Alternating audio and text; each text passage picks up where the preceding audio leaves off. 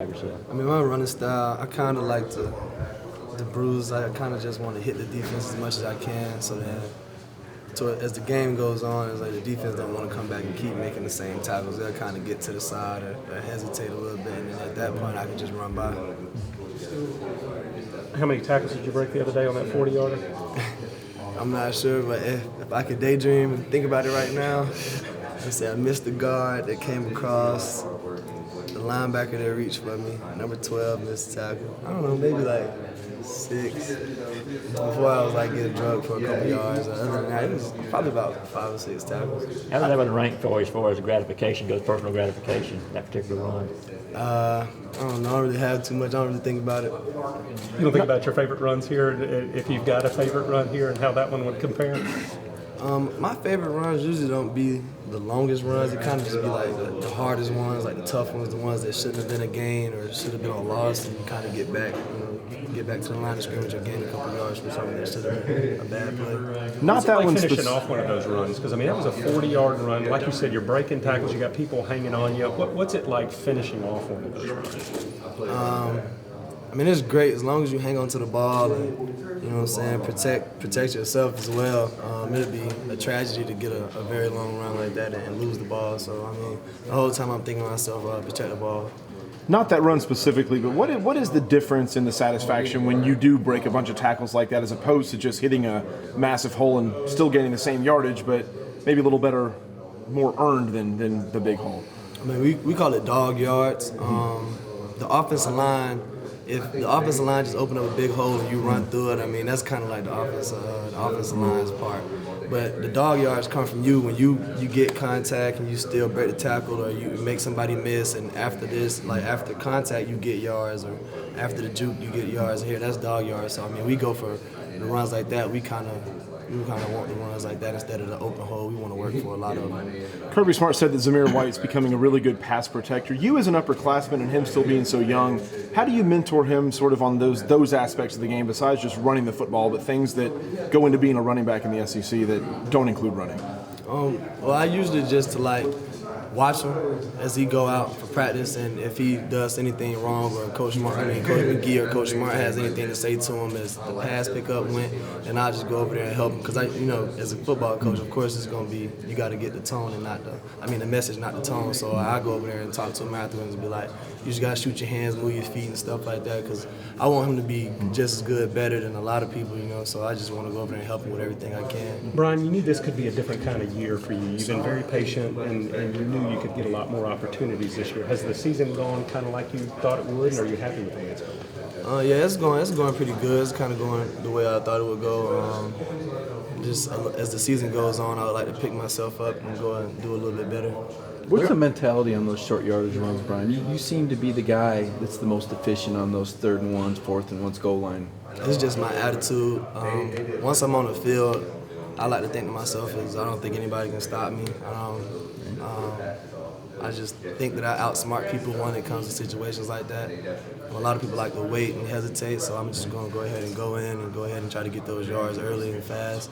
And I like to keep my feet moving because most people like to stop their feet, and I know that if I keep mine moving and low enough, I'll probably get the yards. So it's different. It's different in 3rd and 1 and 4th and 1 than maybe another run where you're a little bit more patient because that linebackers and safeties are going to be flying upfield. Is that the? Yeah, it's like the safeties fill the hole, the linebackers shoot the gaps, and the D linemen are kind of shooting, they're pinching down in the gap. So when it's short yardage, I kind of just hit it in there. But if it's like 1st and down, regular down and distance and stuff like that, I'm gonna kind of be a little bit more patient, try to get the hole and try to get more yards. Brian, can you talk about your boy Tyler Simmons over there? I don't think I realized how far back you guys go, and it's interesting because y'all both kind of had to wait your opportunity here at Georgia, and you're both obviously getting it now. Me and Tyler, we've been going to school together since kindergarten. Most people didn't know that. We went to the same middle school, high school. But he transferred my junior year in high school and went to McEachern. But in elementary school, we played against each other in rec ball. Then middle school, we played together. In high school, we played together. And I didn't know, and he didn't know we was both coming here. But it's just crazy that we always went to school together. What do you remember about those early days of playing, Little League? I mean, were y'all just dominating everybody? Well, we played against each other. Yeah. So his team, I didn't start playing football until I was 10. I was a baseball player. but his team was the best team in the county, where everybody always knew his team. And when I got to start playing for my team, my teammates was like, oh, it's not going to be that easy to score 6 touchdowns and all that against Mount Carmel, where Tyler played at. And I'm like, dang, y'all supposed to be my teammates. We supposed to say I'm going to score. And so when we played them, I ended up, like the first carry, I got him running for like 40 yards, and the team was holding me up. Tyler came in there and stripped the ball and ran for like an 80-yard touchdown. And I got kind of mad at that. So as the game went on, I scored 3 touchdowns. We always beat them 21-6, like every game. It was 3 games that year. We beat them 21-6 every game. We won the Super Bowl against Tyler team on their field. I like to rub that in with Tyler. This was with the Billard Falcons, right? Yeah, the Billard Falcons. What age group was that? We was 9 and 10, yeah. Yeah, you remember such detail about that. That's amazing. I remember everything about the game. Like, I remember everything about every game. Brian, when you look at some of the top teams in college football, you've got Bama, LSU, Oklahoma that can like really light up the scoreboard. And your offense is efficient, but do y'all see your offense any different from some of those? Do y'all have that same kind of big play potential? Yes, sir. I feel like we have the same potential. It's just that sometimes we don't execute, and I just feel like we get a lot of people's best shot every game. It's just, I feel like we run certain plays that like we know when we want to take shots and stuff. So. What's happened on the kick return? You guys don't really get a whole lot of opportunities. Seems like there's been a lot of touchbacks, but hasn't been as explosive with you and James as we might think with all the talent you guys back there. What would you attribute that to so far? It's just execution on the kickoff. On the kickoff return, team is in the front of the blocks and the scheme that we want to do.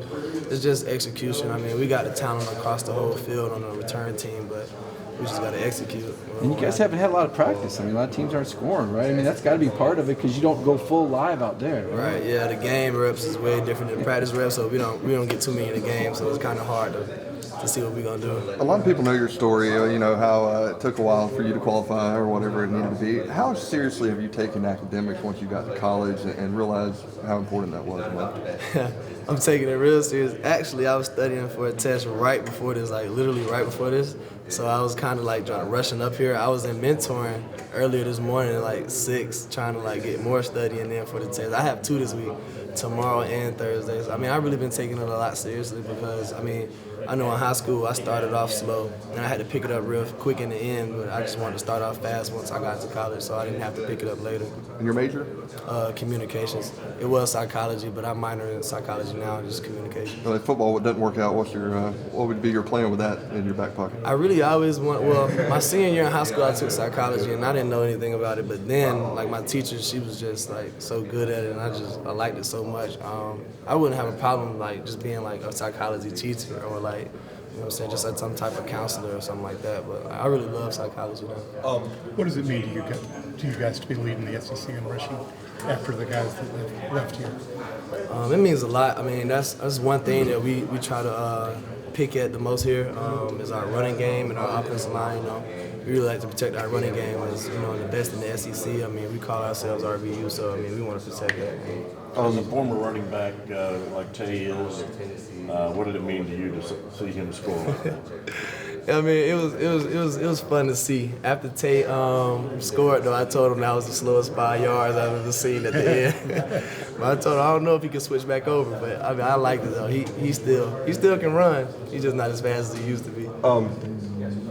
So Tyler was talking over there about the friendship y'all had. I know you might have been asked about this already, but I mean, what's one thing that kind of has connected y'all throughout your career here? I mean, I know that both of you guys had to wait a little bit, so just how cool is it to have that bond with y'all right now? I mean, even though we've been going to school since kindergarten, even when we got here, we've been roommates ever since then. Like freshman year in the dorms at ECV, and then we moved out into a neighborhood, and we still live together there. So I mean, and it's like we didn't have cars here at first, so I mean, like, one day he'll have his parents' car, and he'll drive us to class and school and stuff like that. And one day I'll have a car, and we'll drive. But now we both got one, so like it's either or we can take each other anywhere or stuff like that. But it's always been cool. And then maybe when y'all were growing up in Little League, what's your favorite memory of y'all playing together? Tyler dad was the coach for one of the team, and I was on the field, and his dad was talking to me while I was on the field. He was like, Tyler finna come, and I was like, man, leave me alone. And then I was talking to him as the game going on, so Tyler was running towards me. He played running back. When I looked back, Tyler was already in front of me, so he juked me. Then I turned around and started running, and I pushed him.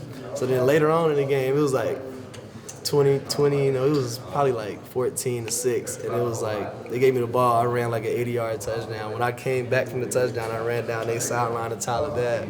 I was like, where he at right now?